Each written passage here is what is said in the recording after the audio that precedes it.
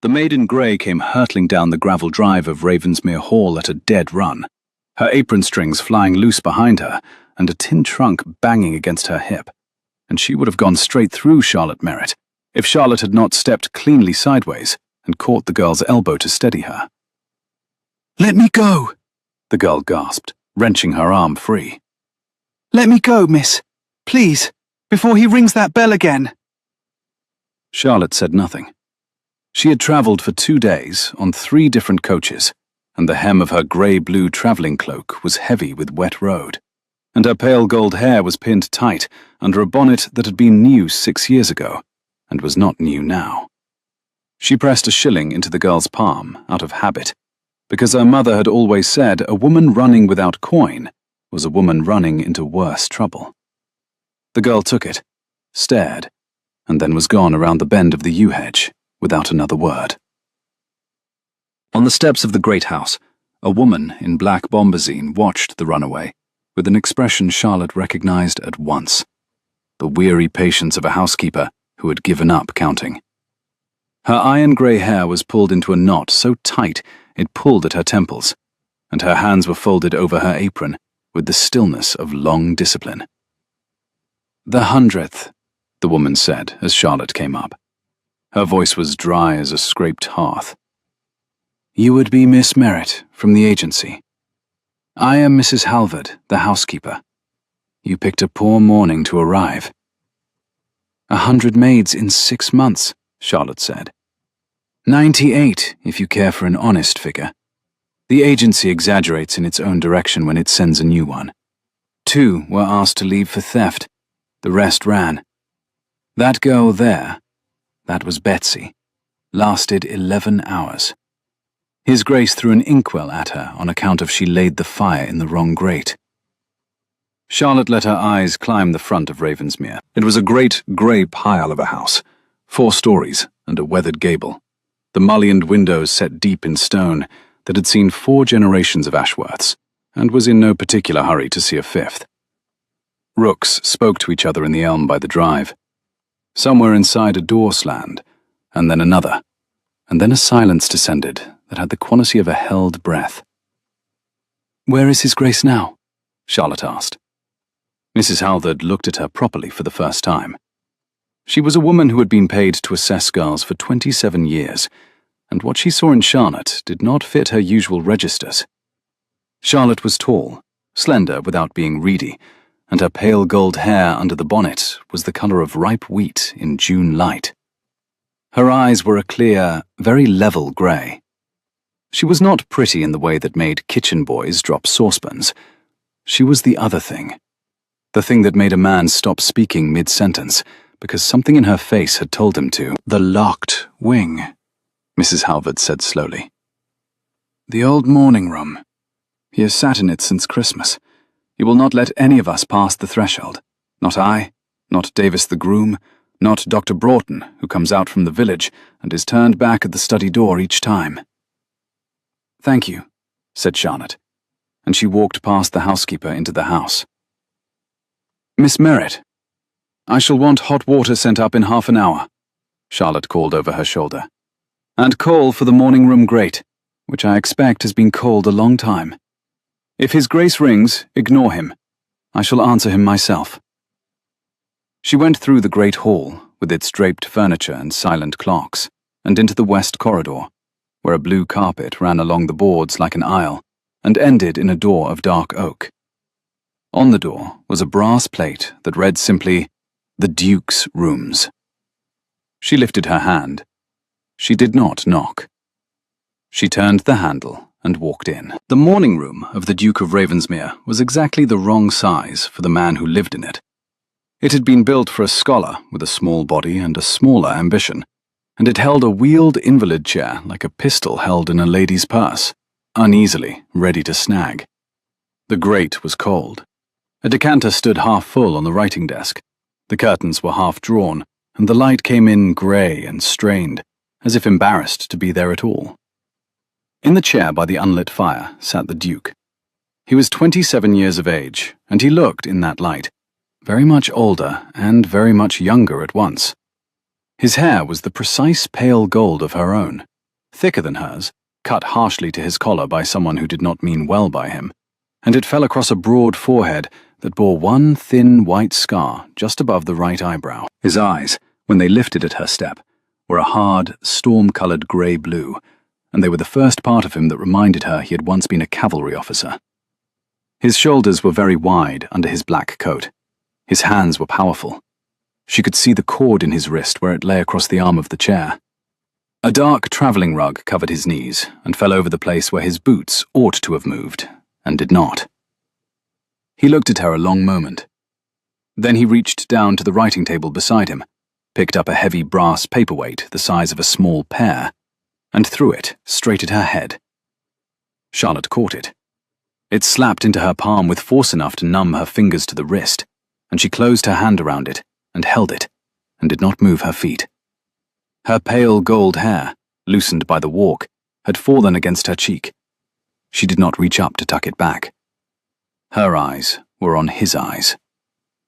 A small muscle moved in his jaw. "Get out," he said. His voice was low and very even. He had the kind of voice that had given orders on a parade ground. "Whoever you are, get out of my house." "I am Miss Charlotte Merritt," she said. "Mrs. Halvard has engaged me. I shall be your maid of the upper chambers and of this room." "You will not." "I will, Your Grace." "I do not speak to maids." "I am not asking you to speak to me." She set the brass paperweight down on the writing desk, quietly, with the exact care of a woman returning a borrowed thing. "I am telling you I will lay your fire and draw your curtains and bring your tea, because this room is cold and full of brandy fumes and smells, pardon me, like a man who has given up. And I do not propose to work in a room that smells of a man who has given up." She heard him draw breath to speak. She did not let him. "I am not afraid of a man in a chair," she said, and her voice was steady, and it was also quite kind. "I am afraid of a man who uses the chair as a shield against every woman kind enough to enter this room. That is a different thing, and that I will not tolerate, not from Your Grace, nor from any man living. Do we understand each other?" The fire she had not yet built crackled in her imagining. In the actual room, there was only his breathing, and her breathing, and the tick of a standing clock that had been wound by someone who cared about it once. She did not wait for his answer. She went to the grate and knelt in her travelling dress. She would regret the dress later, and did not care at present. And she began to lay the fire. She laid it well. She had laid fires in her father's rectory from the age of 7, because there had never been more than one maid-of-all-work, and there had frequently been no maid at all. And her father had been the sort of man who believed God provided warmth in the same way he provided salvation, which is to say remotely, and with a certain inconvenience. She laid the kindling in a cross and banked the coals behind it, and when she held a taper to the paper and the flame went up clean and orange, the Duke drew breath, as though he had not seen a fire lit by a woman in a long time. She did not look up. When the fire was crackling, she stood and brushed her hands on her apron, which she had tied under her cloak as soon as she had set down her trunk in the hall. She went to the window and put her hand to the curtain. She did not open it all the way. She opened it to the measure of a man who has not wanted much light in his life lately, and may want a little. Then she turned round. "I shall fetch your tea," she said. "How do you take it?" He was looking at her as though she were a thing he had not met before, and did not quite know how to place. "I do not take tea," he said at last, and his voice had a fine thread of something in it that had not been there a moment before. Not warmth, not yet, but the dry and almost amused exhaustion of a man who has just been outflanked on ground he thought he owned. "Then you shall begin today," she said, and she went out of the room to fetch it. That was the first morning. They were not all like that. In the days that followed, she came to know the order of the Duke's small kingdom. How Mrs. Halvard would not enter the west corridor before 10. How Davis the groom came in twice a day to lift his master to a second chair for the washing and dressing. How the cook, Mrs. Pritchard, made the same beef broth every midday as if she were defending a siege with it. Charlotte did not try to change these arrangements. She added to them. Tea at 7:30, a second cup at 11, with a plate of thin bread and butter that he did not eat the first morning, nor the second, but did eat on the 5th, without comment. The fire lit at 6, banked at 10, rekindled at 3. The curtains opened by a careful inch each day, so that by the end of the first week, the pale spring light came into the morning room in a long, clean bar across the carpet, and he did not flinch from it. And she read to him. He had said the second day, when she carried a volume of Byron in under her arm, she had found the slim, crimson-bound book on a lower shelf in the library, with the leaves uncut. Not that one. Not in this house. Why not that one? He did not answer.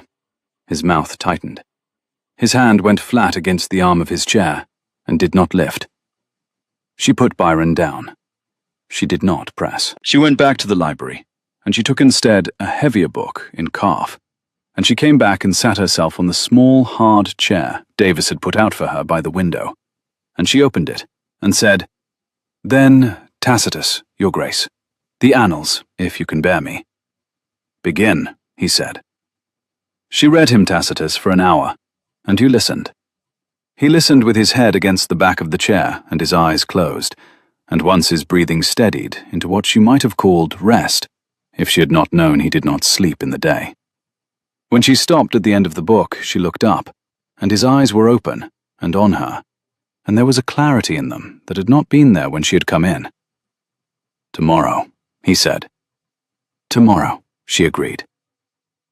By the 4th day, she knew that he had been at Waterloo, because Davis told her. By the 5th, she knew that it had been a shell burst that had taken his legs' use. Not the legs themselves. They were there still, whole and wasted, and he would not suffer any woman save the physician to see them. By the 6th, she knew that he could not bear pity, and that he would rather be hated than soft-handled, and that he had not been addressed with a firm voice by any woman in the better part of a year. She noticed, on the mantelpiece, a small carved wooden horse. It was no taller than her thumb.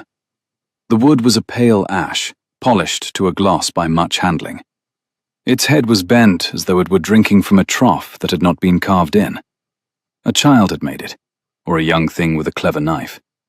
The legs were a little uneven, and the mane was scored in with a care that had cost time. It sat on the mantel between a brass clock and the cracked blue Chinese bowl, and the Duke never mentioned it, and Charlotte did not ask. On the 7th morning, a letter came in on the salver. She set it by his tea. The seal was heavy wax, a crest of some kind she did not recognize, and a clean copperplate hand on the outside had written, "His Grace, the Duke of Ravensmere, Private." The letter carried, faintly, the smell of bergamot. She set it down and turned to take his teacup. He looked at the letter. He did not open it. He reached out his long, strong hand, picked it up between 2 fingers, and dropped it into the fire, where it caught along one edge, and then consumed itself in a flare of green wax and black paper, and a quick white ash. "If another comes," he said without looking at her, "do the same." "Yes, Your Grace." "You are not curious, Miss Merritt?" "I am curious about many things, Your Grace." She poured his tea. "I do not put my curiosity ahead of my duties. It makes for a poor housekeeper." He gave a small sound that might, in another man, have been a laugh. "You are not a housekeeper." "No," she said. "I am a maid. For the present." She said that on a Tuesday. On the following Sunday night, the matter of his chair and the gallery stairs put an end to the present, and started something different. It was past midnight, and the house was asleep. Charlotte had gone down to the kitchen for a pitcher of water, because the pitcher in her room had frozen a skin of cold across its surface, and she had woken thirsty and cross. She was coming back along the long gallery on the first floor with her candle in her hand when she heard the crash. And it was a heavy, wooden, clattering crash, and it was followed by a man's voice, not a shout, a word under breath, low and wrenched. And then a silence that was worse than the crash. She ran. She held the candle high and she ran. The long gallery at Ravensmere ran the whole length of the first floor, ending in a short flight of 4 broad stone steps that went down into the portrait hall. It was those steps that she had warned Mrs. Halvard about on her first morning. It was those steps that now held the wheeled chair of the Duke of Ravensmere on its side, one wheel still turning, and the Duke himself sprawled full length on the cold flagstones below, one arm flung out, and his hair across his face, and his cheek against the stone. "Your Grace." She put the candle down on the step and went to him. She did not ask whether he could move. She already knew. She knelt by him and put her hand very gently under the back of his head. It was warm, which was the first good news. He was conscious. His breath was rough but even. The travelling rug had slid half off him, and she pulled it back into place over his legs before anything else, because she had learned in 7 days that his dignity was a thing he would defend with the last of his breath. "Miss Merritt," he said into the stone, without opening his eyes. "I am here. Can you tell me where it hurts?" "My shoulder. My head. Not—" He caught himself. "Not what you think." "I did not think anything, Your Grace. I'm going for Davis." "No." "Your Grace." His hand came up and caught her wrist. It was the first time he had touched her. His grip was exactly as strong as she had guessed it would be, and it held her the way a drowning man holds a rope, without apology, without softness, simply because he meant to live. "Do not," he said. "Do not call. I will not be found on the floor by half the house." "Then you shall be found on the floor by Davis and me, and no one else. And Davis will hold his tongue because he loves you." She put her other hand over his, steady and firm, and she did not pull her wrist away. "Your Grace, I cannot lift you alone. I do not pretend. Davis can. He will say nothing, I give you my word on that. And I will stay here with you until he comes." He looked at her then. His eyes in the candlelight were very dark. After a long moment he nodded, once. She went as far as the bell pull at the end of the gallery. Davis answered a pull after midnight, Mrs. Halvard had told her, and no one else. And then she came back to him, and she sat on the step above where he lay, and she put her hand on his shoulder where she could feel the tremor of pain running under the cloth of his coat. He drifted. He did not lose himself wholly. He did not faint. But the pain and the cold stone and the hour wore at him, and his breathing grew heavy, and his head turned against the stone. And once with her hand on his shoulder and her candle guttering on the step, he spoke a name out of the grey country between waking and sleep. "Edward," he said. Charlotte's hand closed on his shoulder and did not move. "Edward Merritt," he said, and there was no anger in it. There was something more complicated than anger, something older. "Edward, I would have." And then Davis was on the back stairs with a lantern, and the groom's broad shoulders filled the doorway, and there was no more to be said. They got him back to his rooms between them, Davis taking the greater part of the weight, and Charlotte steadying the rug and the head and the ruined chair behind. When he was in his own bed at last, pale and quiet, his eyes closed, Davis looked across at her. "He won't thank you for this, miss," Davis said. "He does not need to thank me." "He spoke a name down there, miss." Davis was an older man, with a grey moustache and a pair of very shrewd brown eyes. He had known the Duke from boyhood. "Did he?" "He said nothing I understood," Charlotte said smoothly. And she looked at Davis, and he looked at her. And the thing that passed between them was not a lie, so much as a shared decision. Davis nodded. He went away. Charlotte sat by the Duke's chair all night. He woke at dawn. The east window was grey. She was in the hard chair by the fire, her pale gold hair a little loose at the temples, where she had dozed against her hand, and her grey travelling dress, for she had not gone back to her own rooms to change, still dusted with the grit of the gallery floor. When his eyes opened, they found her at once. "You are still here," he said. "I am still here." "Davis." Davis will say nothing. I gave you my word. You have not slept. I have slept a little, Your Grace. He watched her. The pain had drawn lines at the corner of his mouth she had not seen before, and the wheat gold of his hair was dark with sweat at the brow. She stood up. She brought him water in a glass. She held it to his lips. He drank. He did not meet her eyes as he drank. She saw the effort that took him, and she said nothing of it. Miss Merritt. Your Grace. I was not lucid last night. Did I? You said very little. You spoke once of pain, once of the cold stone. That was all. His grey-blue eyes flicked up to her at that, sharp, and she kept her face still. She had not decided to lie. She had decided not to ask. There was a difference, and the difference was all she had. Drink the water, she said. He drank.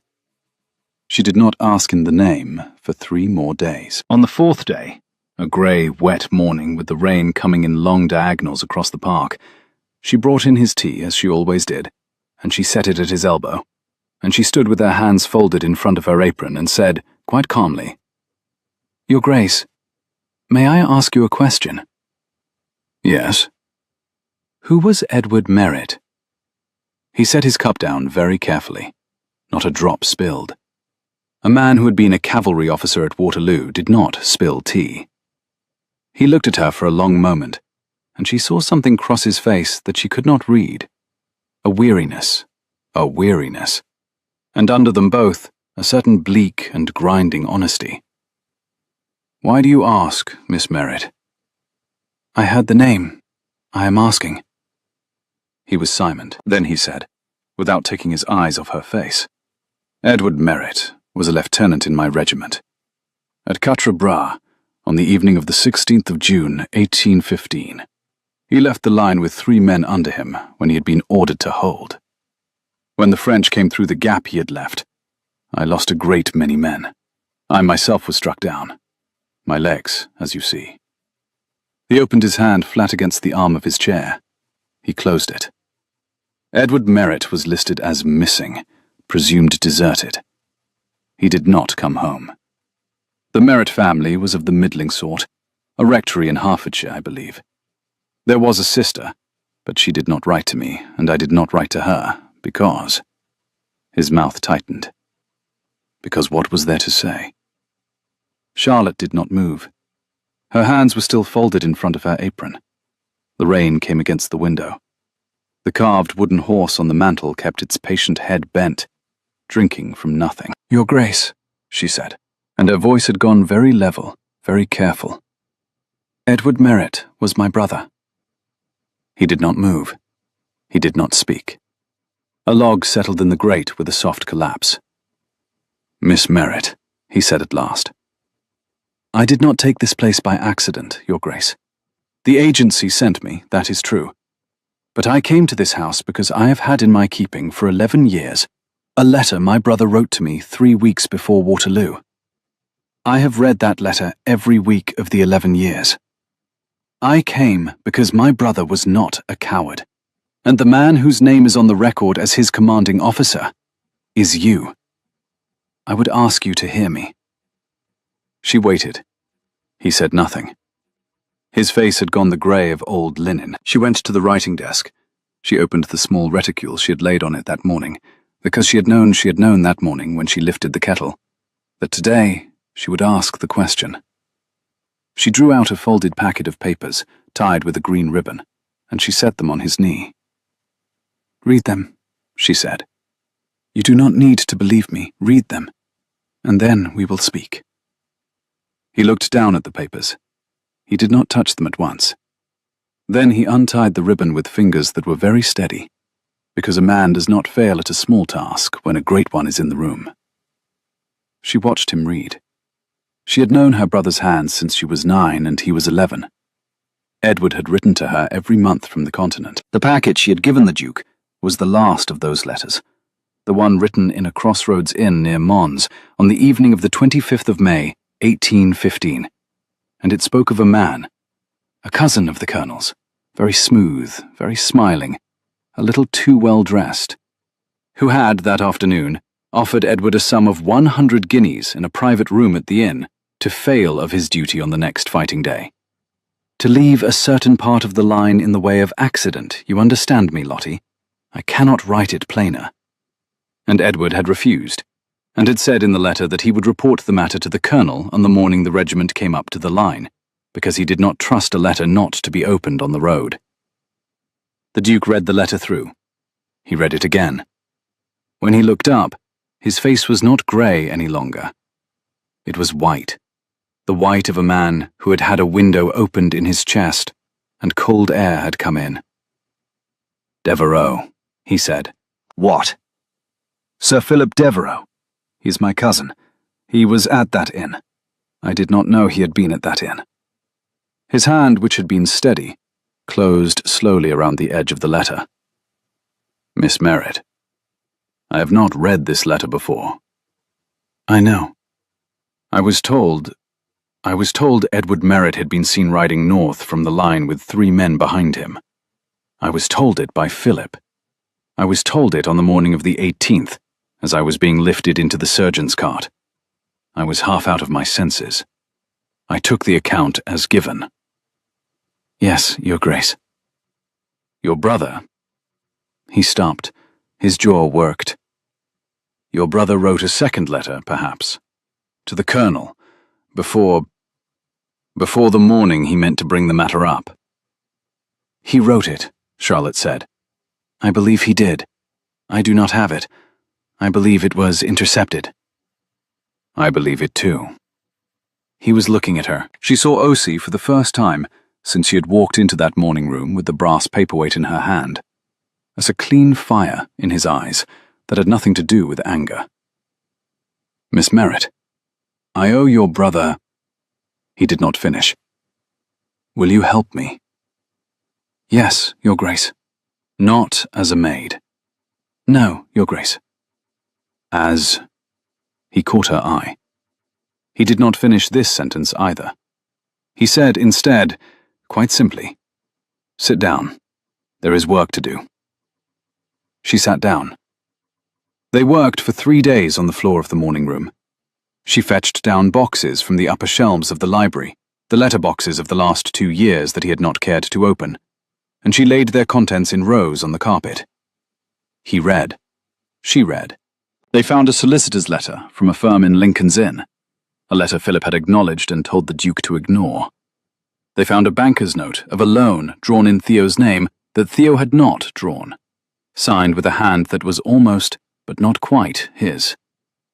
They found the correspondence with the magistrate at Langham, Sir Barnaby Crewe, in which Philip had written, in a hand so courteous it was almost tender, of his distress and his dear cousin's mental decline, of the Duke's paranoia, of his refusal to see visitors, of the shocking fact that the Duke would see no woman but a maid of the agency. Charlotte held that last letter a long moment. "He has been writing about you," she said, "for months." "He has been writing about me," Theo said very quietly, "for a year. He intends to have you declared of unsound mind. He intends to inherit." They sat on the carpet, the two of them, with the papers laid out between them like the cards of a game neither of them had asked to play. The rain had stopped. The fire had burned low. Charlotte had taken off her apron 2 hours ago, because there was nothing a clean apron could do for this work, and her pale gold hair was loosening out of its pins. And Theo, in his chair drawn close to the hearthrug, had his hand flat against the arm of his chair and his jaw set, and the long white scar above his eyebrow stood out against the pallor of his forehead, like a rule line on a page. "There is more," Charlotte said. She lifted a piece of stiff cream card from the pile. "This came yesterday. I did not bring it to you because I was considering. Lady Hawthorne is giving a ball in the Hawthorne Gallery in 11 days' time. She has invited you, and your cousin. By the note at the corner," she turned the card to the firelight, "Sir Barnaby Crewe is to be present." 11 days, Theo said. 11 days. He intends to raise it there, in public, before a magistrate, before a county. Yes. Theo did not swear, because he was a man who had learned during a long year in a chair, but cursing made nothing more possible.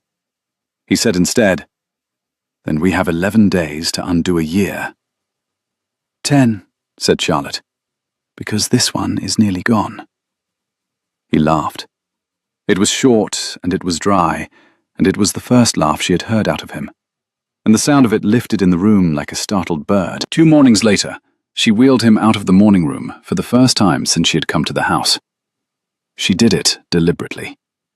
She did it because she had sat by his elbow on the floor and read through the correspondence and watched him piece a year of betrayal together. And she had seen that a man who does not leave a room for a season starts to become the room, and she would not have him be the room any longer. She wheeled him down the west corridor and out into the long gallery on the first floor. The long gallery at Ravensmere was a grand, long, well-lit room, with tall windows on one side and a run of portraits on the other, and it ended at the short flight of stone steps that went down into the portrait hall. It was the gallery whose end had thrown him the night of the fall. She had picked it for that reason. Halfway down the gallery hung a great Venetian looking-glass in a gilt frame. The Duke's mother had bought it in Venice on her wedding journey, Mrs. Halvard had told her, and it had hung there since the Duke was a small boy. Charlotte wheeled him to face it, and she stopped the chair. She stepped back. He looked into the glass. She saw him look. She had wondered, many times in the past fortnight, what he saw when he caught sight of himself in a small shaving mirror, or the brass back of a snuffer, and whether he saw the same man she saw. Now, with the whole length of him given back to him in a plate of clear, polished glass, she had her answer.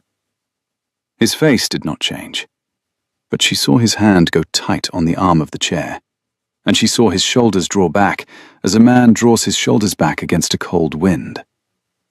He did not recognize himself. She understood that without his saying it. He had not looked at himself, properly, for the better part of a year. He had looked, perhaps, at half of himself, the half that a man shaves, and never at the whole. The man in the glass had a harder line to the jaw than the man who had gone to Waterloo. The man in the glass had a set to the mouth that had not belonged to the cavalry officer of 1815. The man in the glass was not the man his cousin Philip had known.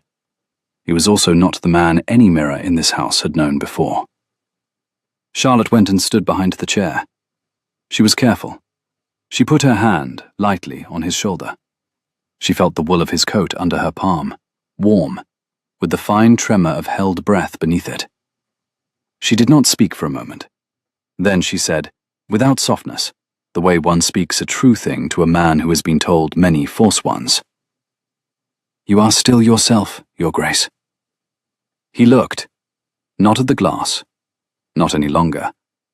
In the glass, she saw his eyes shift.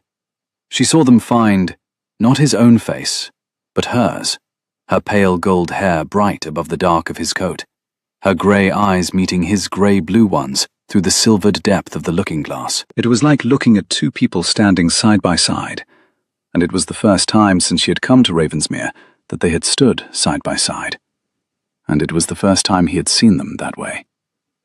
He did not look away, neither did she. For a long moment, there was only the ticking of the gallery clock, and the faint smell of bergamot from the cuff of his coat, and the cool place where her hand lay on his shoulder. Then his hand came up, slowly, and covered hers. "Miss Merritt," he said. "Your Grace." "I should not—" He stopped. He had never been a man for sentences that started with, "I should not." He had not had the habit. He left it unfinished. She did not mind it unfinished. His thumb moved, once, very slightly against her knuckle. She took her hand away before either of them had time to decide what to do next. She wheeled him on down the gallery. She did not wheel him to the steps. She turned him before the steps and took him back, and she went more slowly on the way back, because they had something between them now, and she did not wish to jolt it. The chimney stack came down 3 nights later. The weather had been changing for a day. The wind had got up at dusk, and by 10 it was battering the west front of the house, and by midnight, the gales were driving the rain flat against the library windows. Theo had asked Charlotte to read to him in the library that evening, because the morning room had grown too small for him, he said, and the library had the better light. She had not pointed out that the light was 4 candles either way. She had only agreed. She had been reading Tacitus again. The book was 2/3 through now, and he did not like her to begin another until it was done, when the wind rose to a thin, shrieking note, and she put down the book and listened. "It is only the wind," he said. "It is not only the wind." She stood up. She moved towards him, because the chair was set with its back to the great window above the library desk, and there were chimneys above the library roof, and a sound had come that she did not like. It was a long, low, grinding sound, the sound of old mortar giving up at last, and it came from directly above them, and in the same breath, the whole window behind Theo filled with a grey, tumbling weight. And then the window was not there any longer, and the noise was everywhere. She did the only thing she had the thought to do. She threw herself across the chair and got her body between his head and the falling of the glass and the stones. His arms came up around her waist. She felt them go around her with a soldier's speed, and he pulled her down hard against him, and his wide hand closed flat between her shoulder blades, and the two of them went down into each other as tiles and wood and slate and masonry came down around them.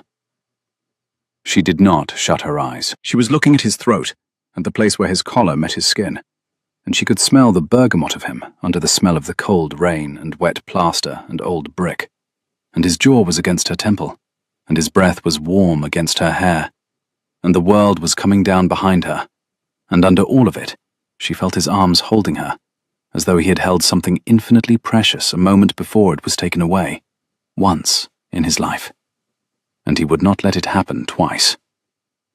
A last slate came down on the floor, a yard from the chair.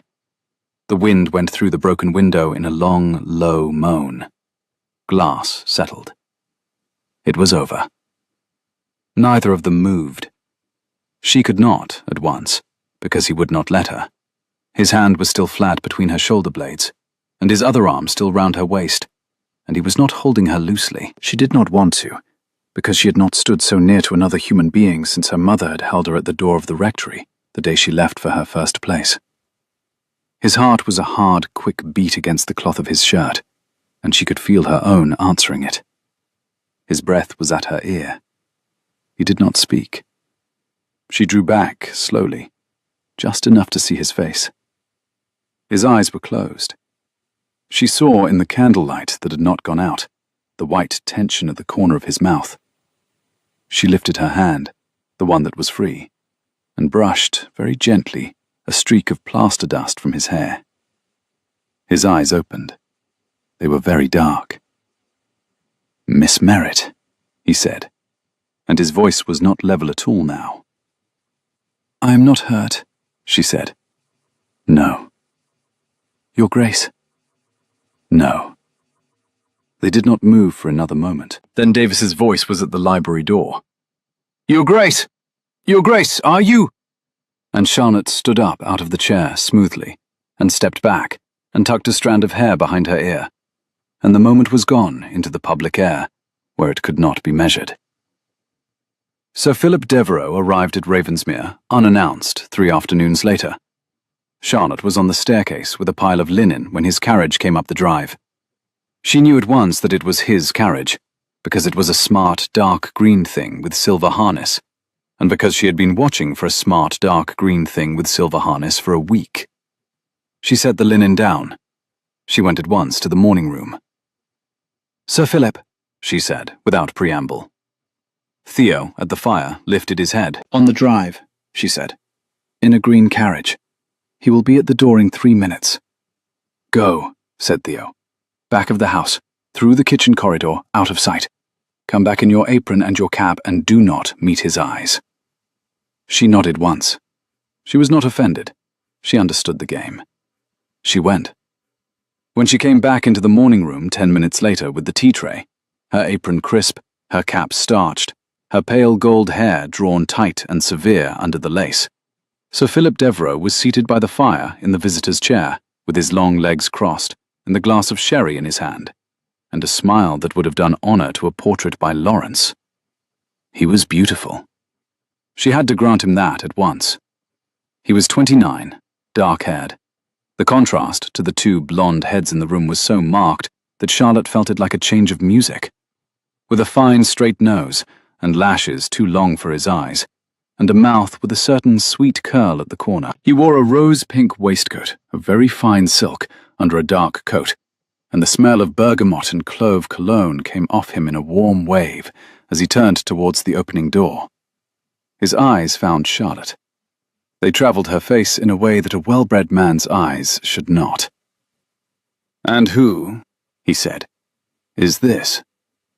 "The new maid," said Theo. "Miss Merritt. She laid the fire, as you see.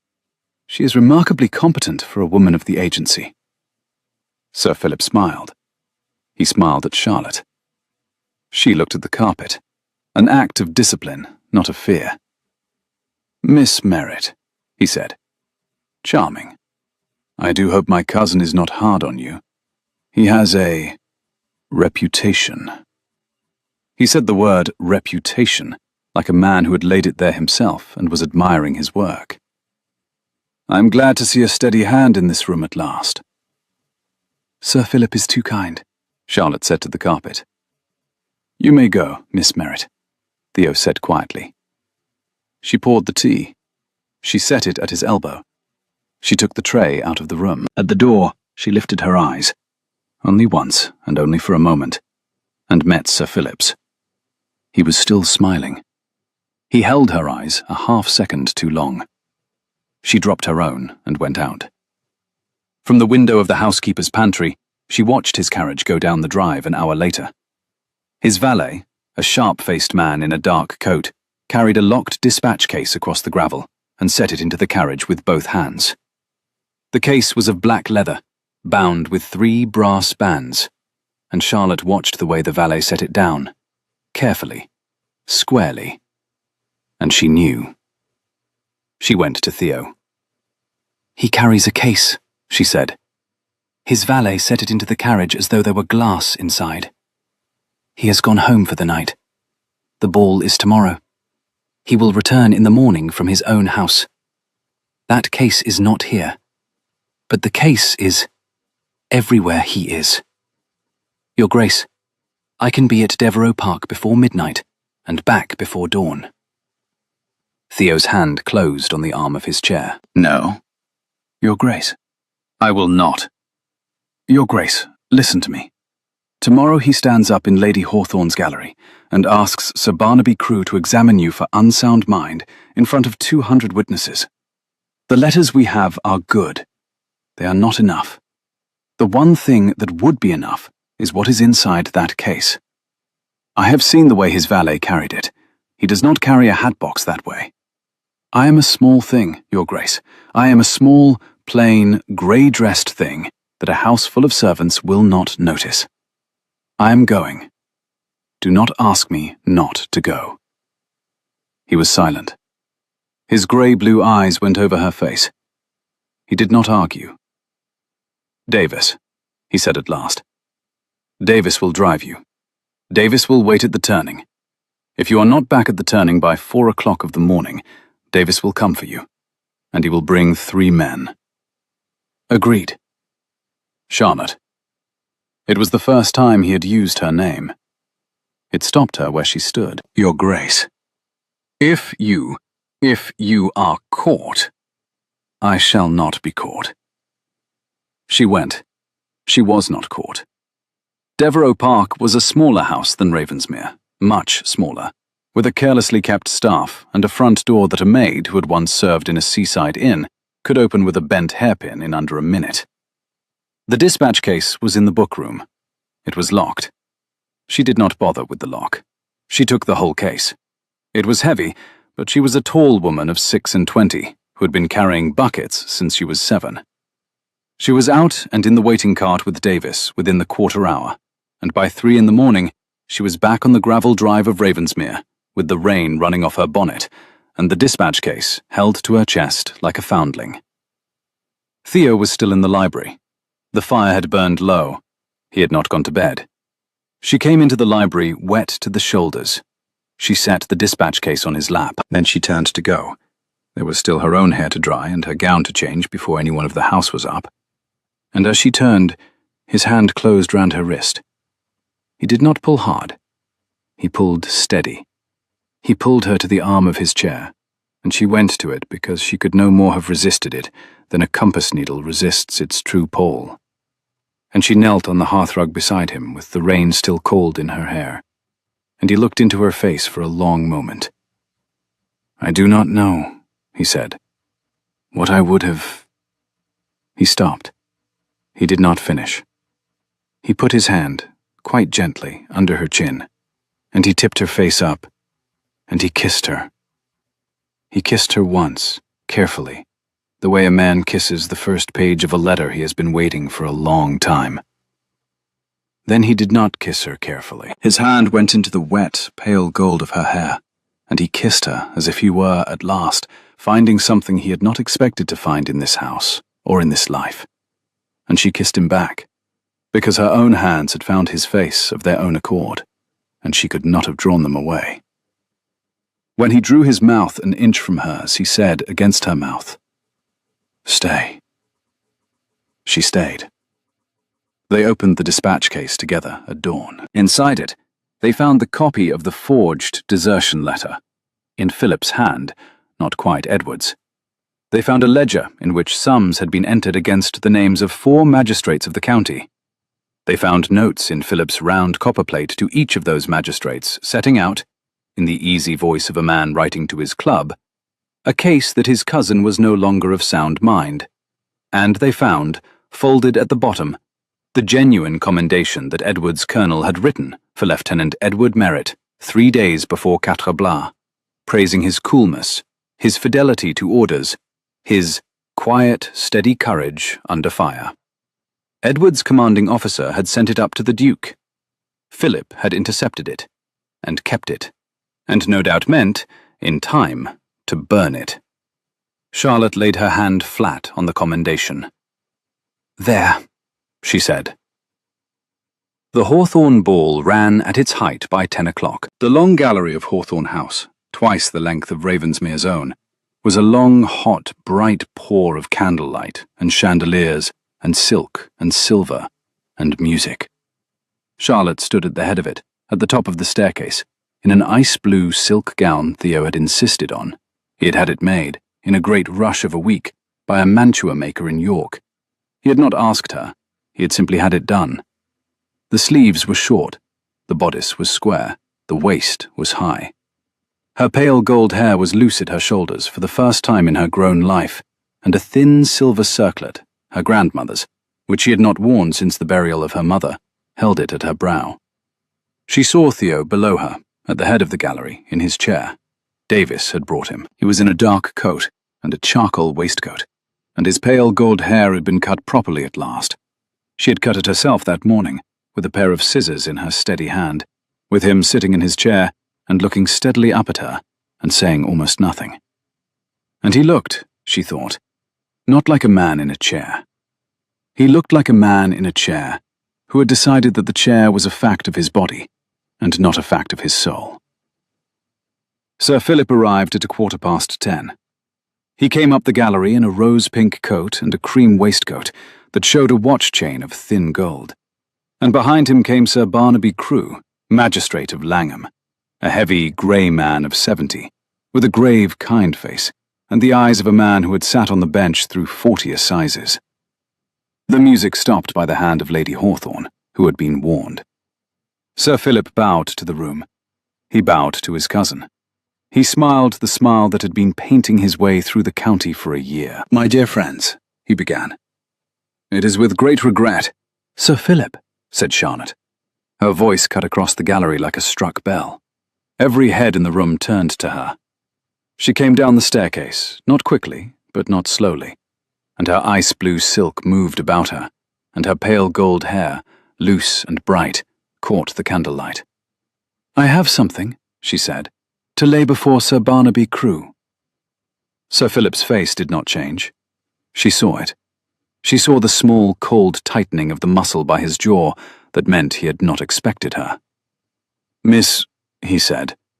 "Miss Charlotte Merritt," she said, "of Hertfordshire." "Yes, Sir Philip. You have met me before. I came up by the morning coach. Sir Barnaby, may I trouble you?" Sir Barnaby looked at her. He looked at Philip. He came forward one slow, careful step, and he said, "Young lady, proceed." She proceeded. She did it calmly, and she did it well. She laid on a small marble-topped table, which a Hawthorne footman brought forward as she asked for it, the ledger of sums paid to magistrates, the forged desertion letter in Philip's hand, the letters of his false concern to Sir Barnaby himself, the genuine commendation of Lieutenant Edward Merritt, signed by his colonel, and, at the last, a sworn written statement from Davis the groom, testifying that he had been with the Duke hourly for the last year, and that he could swear on his immortal part to the Duke's entire soundness of mind. Sir Barnaby read. He was a reader, Sir Barnaby. He had read many things from many hands in his long life. He read everything. The room was silent behind him. Lady Hawthorne's 200 guests stood in a great, hushed ring about the table. Somewhere, a glass clinked once against a tray, and a footman, very gently, shushed the clink. When Sir Barnaby had read the last paper, he set it down. He looked up. He looked at Sir Philip Devereux. "Sir Philip," he said, and his voice, though quiet, carried. "You will give me the honour of your company in the anteroom. At once." He raised his hand. Two of Lady Hawthorne's own men, large men, footmen, but not only footmen, stepped out from the wall of the gallery where they had been standing discreetly. "You will go with these gentlemen. You will not leave this house. We have considerable business to conduct." Sir Philip opened his mouth. Nothing came out. He was led away in full view of 200 guests.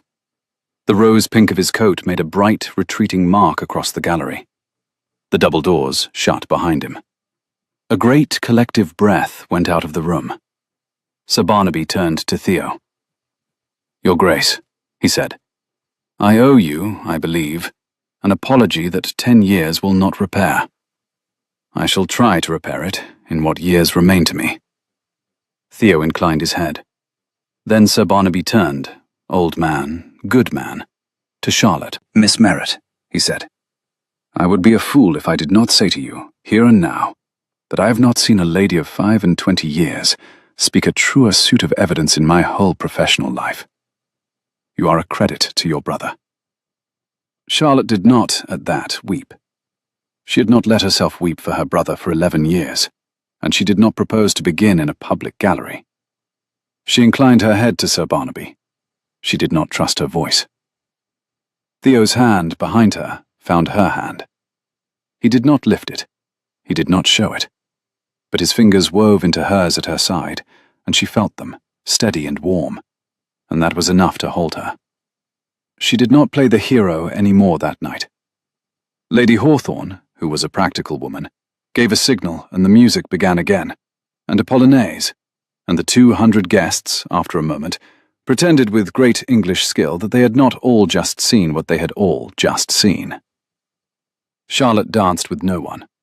She stood by Theo's chair. They went home in his carriage at 2 in the morning. Ravensmere was dark, but for a single lamp in the long gallery. Davis had left the lamp for them. Davis understood a great many things that he had never been told.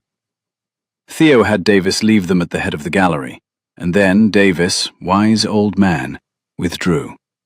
Charlotte wheeled Theo's chair herself down the gallery to the looking-glass where, a fortnight before, he had seen his own face and hers beside it for the first time. They looked into it now. The candlelight was low. Her ice-blue silk was the color of deep water. His dark coat was the color of a good night's sky. Their two pale gold heads together in the glass were bright as twin wheat sheaves in a harvested field. He looked, not at himself. He looked at her. "Charlotte." "Theo," he said, steadily, as if he had been waiting a long time to say it. "I have loved you since you walked into my morning room with the brass paperweight in your hand." She laughed. A small laugh, a startled laugh, a laugh with tears in it. And she bent down to him, there in front of the looking-glass where a duke and his maid stood side by side. And she said, against his hair, "I have loved you since you threw it." Summer came slowly to Ravensmere. By the end of May, the park was cuckoo loud. By the beginning of June, the rose walk below the south terrace had opened a long pale froth of bloom, and the house, which had in April been a cold grey siege, had come into the first warmth of a new summer in its life. The shutters of the west wing were opened at last. The great Venetian glass in the gallery was dusted gently by Mrs. Halvard's own hand, and hung again. The morning room, which had been the Duke's dark fortress for a year, had its furniture changed round and its carpet taken up, and an east window, long shuttered, was opened to the morning. Charlotte had found, in York, a craftsman, a small, careful man with a white beard and hands that knew wood the way other men knew horses. He had made a new chair for Theo. It was lighter than the old one, and lower, and the wheels were laced with leather so that they did not clatter on the boards of the long gallery, and the arms of it were so fashioned that a cane, a stout, polished ash cane, would fit along the left side and be ready to hand. Theo had not asked for the cane. Charlotte had asked for it, on her own head, and the craftsman had made it. On the 5th day of June, in the long gallery, under her quiet eye, Theo put his hands on the arms of the new chair, set his teeth, and stood for the first time in 16 months. He stood for 6 seconds. He sat down again. She did not clap. She did not weep. She took his hand, because he had asked her, without asking her, for her hand. She held it. "Again," he said. "Tomorrow again. Tonight. Tomorrow. You have carried yourself far enough for one day, Your Grace. Charlotte. Tomorrow." On the 18th of June, a date neither of them mentioned aloud, and both noted privately, he stood for 30 seconds. On the 8th of July, he walked 5 paces, with his cane, from the chair to the window. On the 1st day of August, he came down the long gallery stairs on his own legs, with the cane, with her hand at his elbow, not because he needed it, but because she liked it there. They were married at St. Aidan's, the small village church beyond the park, on the morning of the 14th of August. The whole village came. Mrs. Halvard was at the door of the church in a new black bonnet and a trembling mouth. Davis had scrubbed his hands 3 times and was still worrying about his hands. Charlotte wore pale apricot silk, one striking-coloured dress once, and her pale gold hair was bound up simply under a veil of her mother's, and Theo, in charcoal, stood at the altar with his cane in his left hand and his right out for her. He did not sit. She came up the aisle to him. She did not need to rush. He was not leaving. Afterwards, in the long gallery of Ravensmere, where a great, quiet wedding breakfast had been laid, and where the Venetian glass once again took their 2 pale gold heads in side by side, Mrs. Halvard was heard to tell a startled new kitchen girl, who had arrived that week from the village, and did not yet know where the salt was kept. "There were 100 maids in this house in 6 months, my dear, and 99 of them ran. Only 1 stayed." "Oh," said the kitchen girl, "do you see her?" "Yes, Mrs. Halvard. The lady in apricot. That is the Duchess of Ravensmere. You will do well to remember it." Late that evening, when the guests had gone, and the long gallery was quiet, and Davis had gone home, and the moon had come up over the park, Theo sat in his chair. He still used the chair at evening because he was not a foolish man, and his legs were still his legs, beside the fire in the library. Charlotte sat on the hearthrug beside him in her apricot silk, leaning her shoulder against his knee, with a calf-bound book in her lap. She was reading Tacitus aloud. On the mantel above them, between the brass clock and the cracked blue Chinese bowl, stood the small carved wooden horse, its head bent to a water it had not yet drunk. On the shelf at Theo's elbow lay, at last, the crimson-bound Byron, its leaves no longer uncut. Somewhere from his coat, hanging on a chair at the back of the room, The faintest ghost of bergamot came off the cuff. His hand lay across the arm of the chair. Her hand lay in it. The fire was lit. It had been lit by her earlier that evening, without any particular ceremony. The way a woman who has been laying fires in this room for half a year lays a fire in a room she has come to know. She had laid it in a cross, and banked the coals behind, and touched a taper to it, and the flame had gone up clean and orange, and the room, which had been cold once, was not cold at all. She read, and he listened, and she turned the page.